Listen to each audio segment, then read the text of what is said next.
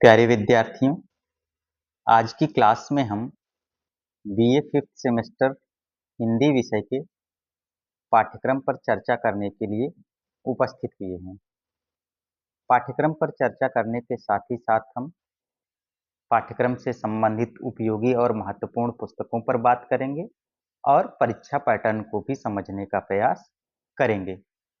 जैसा कि आप जानते हैं कि बीए फिफ्थ सेमेस्टर में आपको केवल 2 मेजर विषय और एक को करिकुलर विषय का ही अध्ययन करना होता है।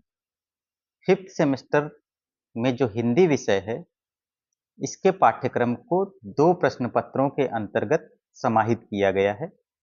यानी कि आपको बीए फिफ्थ सेमेस्टर में हिंदी विषय में 2 प्रश्न पत्रों का अध्ययन करना होगा। जो पहला प्रश्न पत्र हिंदी विषय का है, उसका नाम है साहित्य शास्त्र और हिंदी आलोचना, जिसका कोर्स कोड है A010501T। दूसरा प्रश्न पत्र, जिसका नाम हिंदी का राष्ट्रीय काव्य है और इसका कोर्स कोड है A010502T।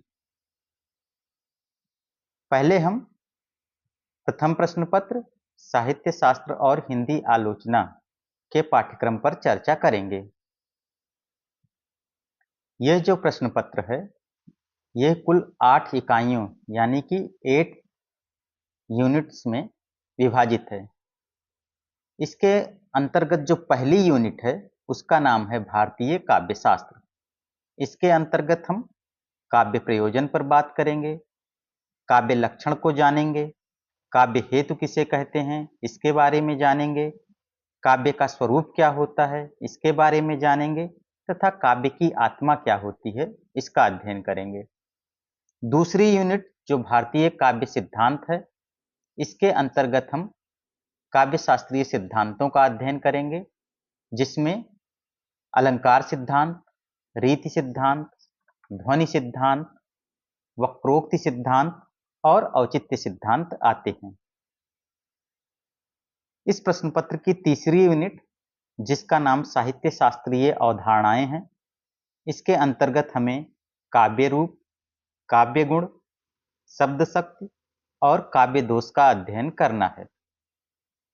इस प्रश्न पत्र की चौथी यूनिट नाट्य शास्त्र है और इसके अंतर्गत हमें भारतीय नाट्य शास्त्र का सामान्य परिचय प्राप्त करना है। वृत्ति क्या होती है, अभिनय क्या होता है, रूपक क्या होता है, कथा किसे कहते हैं, नायक या नेता से आप क्या समझते हैं, नायिका किसे कहते हैं और रंगमंचीय विशेषताएं क्या होती हैं, इसका अध्ययन हम इस इकाई के अंतर्गत करेंगे। पांचवी यूनिट पाश्चात्य काव्य शास्त्र से संबंधित है।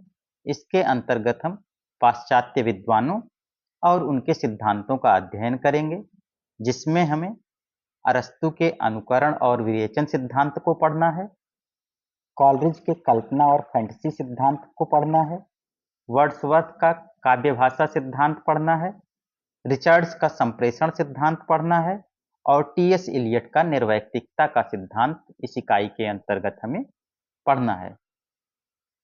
छठी यूनिट, जिसका नाम हिंदी आलोचना का इतिहास तथा सैद्धांतिकी है, इसके अंतर्गत हमें हिंदी आलोचना का विकास का अध्ययन करना है, सैद्धांतिकी आलोचना किसे कहते हैं इसको जानना है, स्वच्छंदतावादी आलोचना को समझना है, मार्क्सवादी आलोचना को समझना है और मनोविश्लेषणवादी आलोचना को समझना है।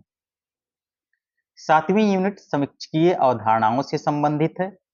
इसके अंतर्गत हमें नई समीक्षा, नवशास्त्रवाद, यथार्थवाद, कलावाद, बिंबवाद, प्रतीकवाद, संरचनावाद तथा उत्तर संरचनावाद और विखंडनवाद का अध्ययन करना है। अंतिम यानी कि आठवीं यूनिट आलोचक एवं आलोचना दृष्टि से संबंधित है, जिसके अंतर्गत हमें हिंदी साहित्य के महत्वपूर्ण आलोचकों और उनके निबंध, जिनमें उनकी आलोचकीय दृष्टि का हम पता पाते हैं या समझ पाते हैं, उनका अध्ययन करना है। इसके अंतर्गत हमें रामचंद्र शुक्ल के निबंध काव्य में लोकमंगल को पढ़ना है, हजारी प्रसाद द्विवेदी के निबंध आधुनिक साहित्य नई मान्यताओं का अध्ययन करना है। डॉक्टर नगेंद्र के निबंध मेरी साहित्यिक मान्यताएं पढ़नी है। और रामविलास शर्मा का निबंध तुलसी साहित्य में सामंत विरोधी मूल्य, इसका अध्ययन करना है। इस तरह से 8 इकाइयों के अंतर्गत हमें भारतीय काव्यशास्त्र, पाश्चात्य काव्यशास्त्र और हिंदी आलोचना का अध्ययन करना है। यह तो रहा बीए 5th सेमेस्टर के प्रथम प्रश्न पत्र साहित्य शास्त्र और हिंदी आलोचना का पाठ्यक्रम। अब हम जैसा कि पहले ही चर्चा कर चुके हैं, पाठ्यक्रम के साथ साथ महत्वपूर्ण और उपयोगी पुस्तकों को भी जानेंगे कि यह पाठ्यक्रम हम किन किन पुस्तकों को पढ़ करके समझ सकते हैं। तो इसके अंतर्गत यदि हम बात करें तो भारतीय काव्यशास्त्र की एक पुस्तक डॉक्टर निशा अग्रवाल की भारतीय काव्यशास्त्र नाम से आती है, जो कि लोक भारती प्रकाशन इलाहाबाद से प्रकाशित हुई है, जिसको पढ़ करके हम भारतीय काव्यशास्त्र को समझ सकते हैं।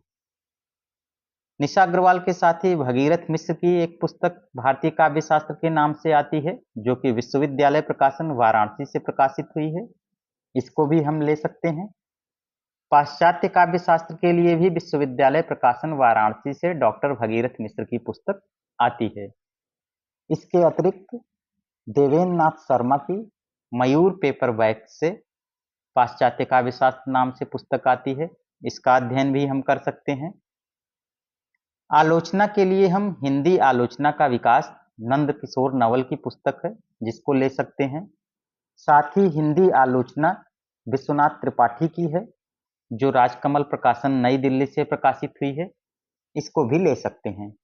ये जो पुस्तकें मैंने बताई हैं, ये महाविद्यालय की लाइब्रेरी में भी हैं, वहां से भी आप ले करके इन पुस्तकों का अध्ययन करके इस प्रश्न पत्र को समझ सकते हैं। अब हम परीक्षा पैटर्न के बारे में जानेंगे।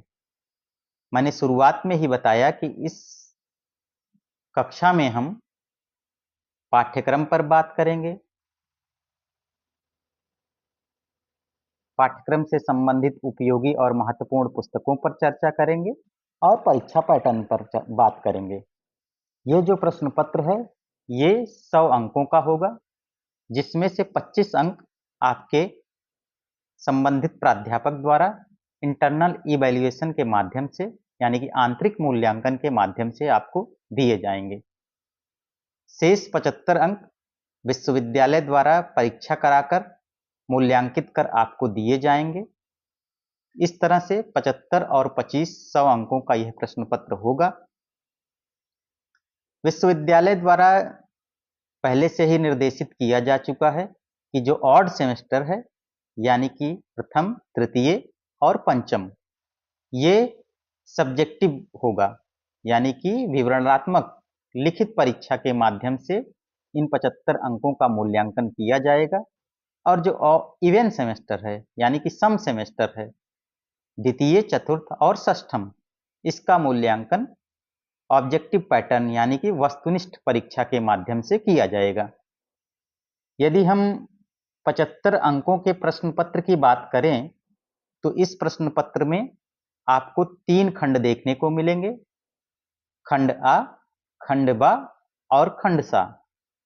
खंड आ में आपको 9 प्रश्न देखने को मिलेंगे और ये लघु उत्तरीय प्रश्न होंगे और 9 प्रश्न आपको अनिवार्य होंगे। 9 के 9 प्रश्न आपको अनिवार्य रूप से करने होंगे और प्रत्येक प्रश्न जो है 5 अंकों का होगा। इस तरह से 9 गुणे 5 45 अंक का प्रथम खंड आ होगा और ये सभी प्रश्न अनिवार्य होंगे। द्वितीय खंड जो कि खंड बा के नाम से आएगा, इस खंड में कुल 4 प्रश्न होंगे और दीर्घ उत्तरीय प्रश्न होंगे। इनमें से किसी एक प्रश्न का उत्तर आपको देना होगा। यह प्रश्न 15 अंक का होगा। खंड सा, यह भी दीर्घ उत्तरीय प्रश्न होगा और इसमें भी 4 प्रश्न आएंगे और केवल एक प्रश्न का उत्तर इस खंड से भी आपको देना होगा। इस तरह से आपने देखा कि खंड आ से आपको 9 प्रश्न आएंगे और सभी प्रश्न अनिवार्य होंगे, जिनका कुल अंक 45 होगा खंड वा से केवल आपको एक प्रश्न करना है, 4 प्रश्न आएंगे, दीर्घ उत्तरीय प्रश्न होंगे और एक प्रश्न करना है 15 अंक का होगा। खंड सा में भी 4 प्रश्न आएंगे, दीर्घ उत्तरीय प्रश्न होंगे और एक प्रश्न आपको करना होगा, यह प्रश्न भी 15 अंक का होगा। इस तरह से 15, 15, 30 और 45 खंड आज से कुल मिलाकर 75 अंकों की विश्वविद्यालय द्वारा यह परीक्षा कराई जाएगी। मैं उम्मीद करता हूं कि आप प्रथम प्रश्न पत्र के पाठ्यक्रम से, उपयोगी पुस्तकों से और परीक्षा पैटर्न से भली भांति अवगत हो चुके होंगे। अगली क्लास में हम दूसरे प्रश्न पत्र, जो कि हिंदी का राष्ट्रीय काव्य है, इसके पाठ्यक्रम, इसके उपयोगी और महत्वपूर्ण पुस्तकें तथा परीक्षा पैटर्न को समझने का प्रयास करेंगे। धन्यवाद।